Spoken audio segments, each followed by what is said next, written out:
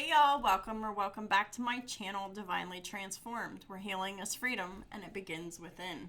And together we break the chains of karma and reclaim our power and rise into divine sovereignty. Your path to autonomy and freedom starts right here. Welcome back to my channel, whichever the case may be. I'm so glad you could be here with me today for the next to the last installment of Tarot 101. Today we will be going through the suit of the Wands. Before I get started with it, I'd just like to take a moment to announce that my bookings for my tarot readings and birth chart analyses are open. So if anyone is interested in any of my services, you can find all of that information in the description box below. With all that being said, the suit of the Wands is about fire, action, drive, will, identity, and purpose. I'm going to start with the Ace of Wands. When it's in the upright, it's a new spark, inspiration, creative ignition, and a desire to act. When the Ace of Wands is in the reverse, it's about having blocked energy, lack of motivation, or false starts. The Ace of Wands, the karmic gifts of it is the raw creative force and courage to begin. The karmic opportunities of the Ace of Wands is to start something new, to act on instinct, and to follow passion. The karmic lessons of the Ace of Wands is not every spark is meant to be chased. Timing matters. The bottom line of the Ace of Wands is a new beginning is offered. Use it wisely or it burns out. The Two of Wands, when it's in the upright, it's about vision, planning, and choosing direction. When it's in the reverse, it's about the fear of change, staying small, going down the wrong path, or indecision. The karmic gifts of the Two of Wands is strategic thinking and foresight. The karmic opportunities of the Two of Wands is to expand beyond your comfort zone.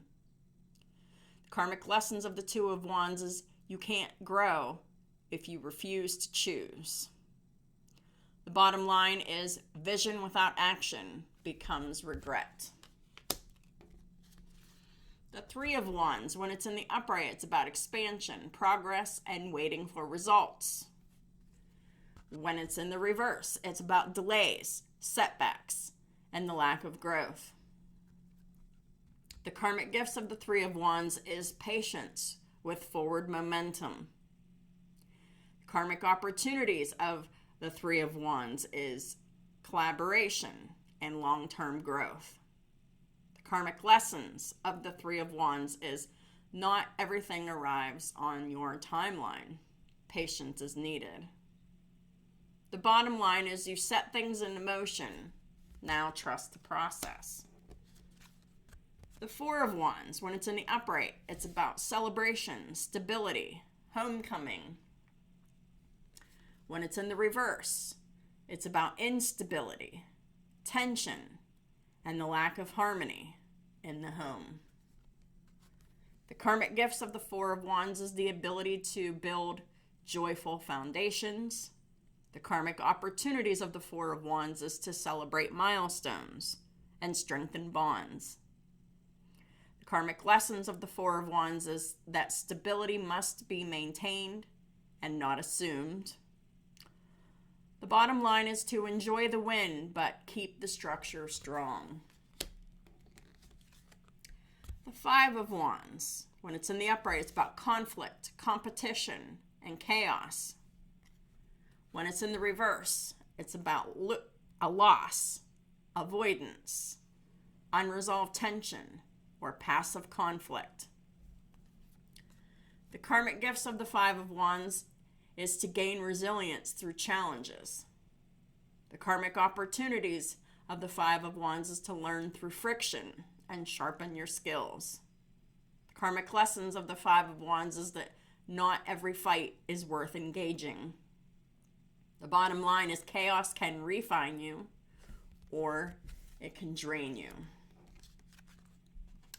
The Six of Wands, when it's in the upright, it's about victory, success, and recognition. When it's in the reverse, it's about ego, insecurity, and the lack of acknowledgement and public embarrassment.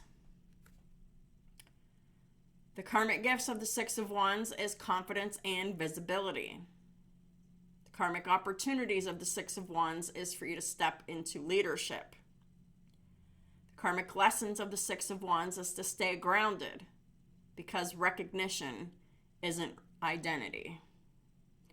The bottom line is to win with grace or lose yourself chasing the spotlight. The Seven of Wands, when it's in the upright, it's about defending yourself and standing your ground. When it's in the reverse, it's about giving up, being overwhelmed, and feeling attacked.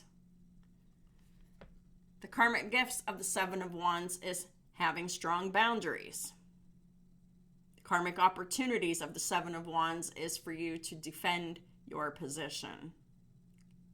Karmic lessons of the Seven of Wands is to know when to stand firm versus step back.